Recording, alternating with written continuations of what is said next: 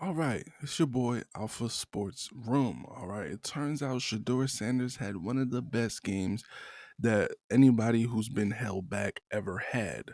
All right, let me explain to you how. Okay, not only did the coach literally only allowed him to pass 20 times, you literally seen on a specific play where I literally tweeted out, like, yo, this is absolutely insane. They literally took him out of the game just so Judkins can take the ball for the touchdown, right at the goal line. They literally took out the quarterback just so they can hand off to the running back without handing it off. It literally didn't make any sense, and you could see Shador was like he almost glitched. Like he has a good spirit, so like he didn't try to make it show on his face, but he was like, bro, that's weird as hell. Like you can literally tell that they're trying to hold him back. All right, Gabriel, his first game, like passed the ball over 50 times, over 40 times, right? A crazy amount. Whenever you see Gabriel pray, I actually watched the Cleveland Browns, unlike a lot of people before and after Shador. I watched them last year and I watched them this year. They pass a lot. All right, they run okay, but they're a pass heavy team because they have Jerry Judy, they have Njoku, which I feel like was not used like at all. They have Tillman. They have a lot of receivers that I feel like are actually good receivers. It's just the quarterback has always been iffy, especially with the Gabriel guy. I thought Gabriel was absolutely garbage when I first saw him. I'm like, man, who is this short dude? They're telling me he's 6 foot. He looks like he's 5'9", 5'7". And on top of that, his arm isn't an NFL arm, but yet they make him throw more. They made him do way more stuff that I think he's just not capable of doing. That's why it started to look bad as the season gone on, and as people had tapes on the Cleveland Brown. And Myles Garrett was extremely, extremely upset. Uh, wow, the quarterback Gabriel was playing. Now, when Shedeur is playing, you can see Myles Garrett energy change because now he's winning. And look how much they won by, despite the coach drawing him back. All right. Shedeur threw over 209 yards. The props had him at like 160 plus, right? I seen one as low as 155. I literally smashed the over. I'm like, this is insane.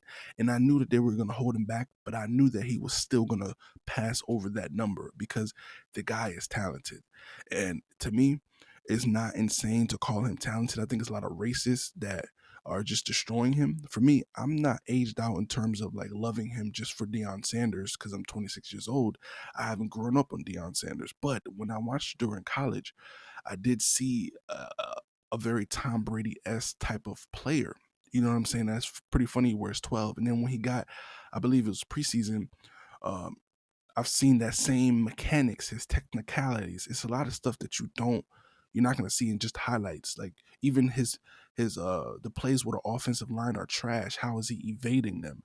I see a lot of high intelligence on the level of Tom Brady, which is why I feel like Tom Brady didn't allow him to go to the Raiders because I feel like he'd just go crazy. Like the thing about Shedeur Sanders is I think he's one of the best quarterbacks of all time. And I know that's going to sound crazy because he hasn't shown that in NFL yet because he's literally been having the whole entire franchise pull him against him, right? Against him, which is why I think the coach should be fired. Stefanski is the worst thing to ever exist in the face of the NFL because he is literally trying to make a black man downfall. And it's not because he's a black man, right? But he's making him like he's literally targeting him because of his confidence, because of how assured that he is. He's not wavering and crying and whelping and look weak, a lot like Gabriel. Gabriel looks weak to me. You could tell it's getting to him in his face and stuff like that.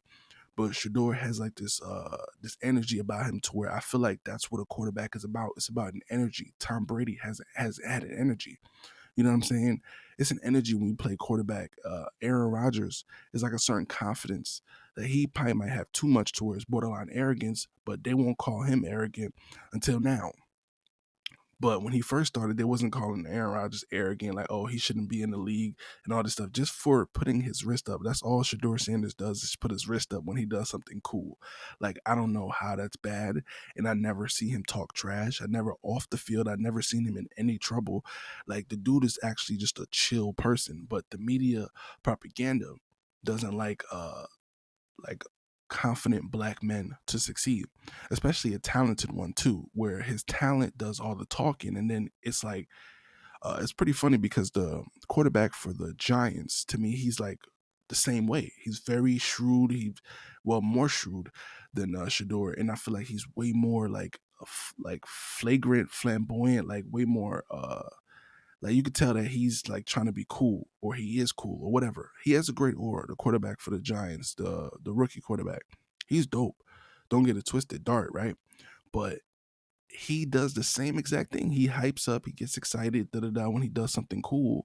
But he's just looked at as like, oh, he's just got swag, right? Or oh, he's the white nigga, right? That's what they call him, right? But when Shedeur does a regular ass emoji with his wrist, oh man, he's arrogant. Oh man, he's just he's too cocky, right? And that's the problem I have with the racist NFL. But I'm not gonna expect the NFL to change. It hasn't changed over 100 years. It's been racist. It was built off of racism. The owner Jerry Jones is racist. Most of the owners are racist, so I don't expect it not to change.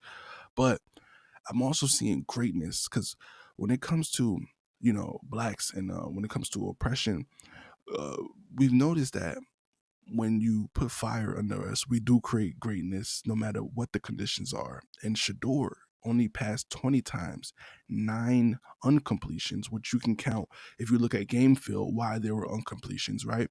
Um, Most likely because of the O line, but 209 yards off of that. 209 yards off of they're literally limiting him, and he's still doing numbers better than someone who was to pass to like 28 passes or 29 passes. I've seen like JJ McCarthy. To me, he's like garbage, right? Like very average, but they don't call him none of that. Like they don't call him garbage. They just keep giving him a chance. And then he has Justin Jefferson on the field. Like he has raw ass wide receivers. You know what I'm saying? Shador was set up to fail, but the dude is actually really good. All right. As you guys can see, he had some passes to Sampson. He had some passes to Bond, Fannin Jr., Jerry Judy, and only one reception for Tillman and one reception for Corley. Now, I thought Jerry Judy should have gotten way more receptions, around 3 to 4 receptions, but I do feel like they're trying to hold him back. Honestly, I do feel like that. So they try to make him pass to other people that we've never seen the Cleveland Browns pass to. Sampson, never seen them pass to Sampson. Bond, never seen them pass to Bond. Um, that much, right? Over a Jerry Judy, over even a Tillman. I don't even see Njoku with one reception. So why isn't Njoku, which is one of the best tight ends, very strong guy, does a lot of stuff on the field. When I'm seeing Gabriel play, right? When Gabriel plays, I see Njoku get the ball a lot. So I see it's the coaching, and he still won uh despite that. And the Raiders' defense is absolutely horrific, which also helped in Shadur's favor. But that doesn't mean that he's not going to be good in the next game. The next game, I do believe they play. Let me just make sure I fact check it for you guys because I do believe they played 49ers off of 49ers also about to play tomorrow. So the 49ers going to have 2 games within damn near 1 week. So they're going to be shorthanded and hurt, or most likely a little bit more gassed. Now, is that going to be an excuse now? Like the racist is going to make excuse for Shedeur Sanders, of why his games are invalidated, right? And at the same time, the coach is stopping him from being great. And that's why I think that he's one of the greatest quarterbacks of all time, because he's facing the most adversity that we've ever seen any quarterback ever face while coming into the NFL. And on top of that, he's not wavering. When he gets a chance, and even if he gets 20 passes, he's going to get 200 yards. Now, to me, I think he's gonna, when he gets a coach that cares about him and wants him to like pass the ball and has over like 29 to 30 passes a game, a lot like a Joe Burrow passing system, right? Once they get into that type of passing system, I'm telling you guys, this dude's gonna average like Joe Burrow numbers, bro, like 300, 350, 379, it might be 400 sometimes. I can literally see it. Like Shador, pocket presence, his accuracy, um, in his clutch gene that kind of reminds me of Baker Mayfield. When Baker Mayfield is back against the wall, he kind of does crazy stuff off the scramble. And I feel like Shedeur Sanders is one of them. I'm trying to tell you guys.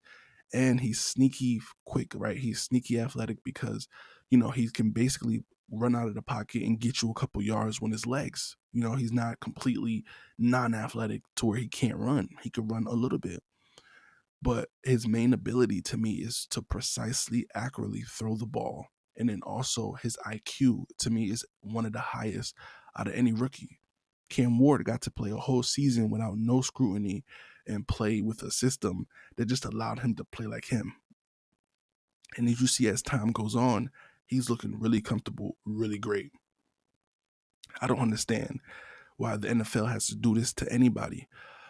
But we've seen diamonds come out of the rough before. We've seen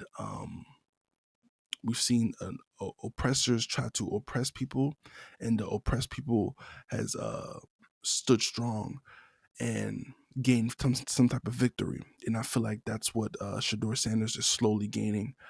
This is just one of many, and they literally set him up to fail, and he did pretty freaking good to me. All right, I don't care about an interception your first game when your coach is setting you up to fail and making you throw routes that are not the normal routes, and making you come out of the game when you could just do a simple handoff or get a simple passing touchdown. But they didn't want him to do none of that stuff. So he over exceeded anything that they was trying to do while they was trying to destroy him. So now the city of Cleveland, y'all are the only ones that can actually get this to change. Y'all have to riot. Y'all have to take it extremely serious, because it should be borderline illegal what they're doing to Shedeur Sanders.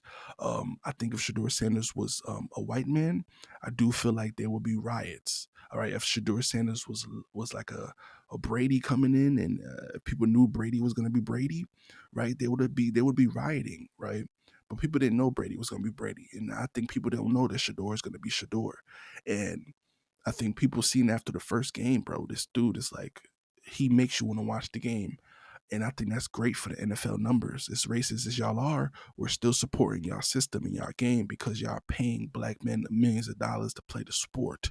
All right. While your white men get billions of dollars. So with that, can y'all at least allow us to have some type of great entertainment, instead of trying to basically neuter are black men that are confident, because that's what y'all did back in the day, right? They neutered and mutilated all of the slaves that had any bit of confidence to go against the system. Nat Turner's skin was skin alive to make an example out of everyone else. And Shedeur Sanders, they're trying to do that with him in sports. I'm trying to tell you. The reason why I'm only telling you guys this is because they found a way to psychologically make the same system, but they modernized it. It's less whippings and lashings. It's more public humiliations and public embarrassment, which is, if you would compare it, it feels like a lashing, because depending on your emotions and the way you were built, right? Some people can fold and break down, and a lot of mental health issues is out there right now. Rest in peace to one of the Cowboy players who took their life. Like, there's real mental health issues going on, and I really love the fact that Shedeur Sanders didn't allow him to destroy any. This didn't allow him to destroy any of his football dreams at all. Went out there, went crazy. Let me know what y'all think in the comments below. It's me and Boy Alpha Sports Room, back with another sports banger. Peace.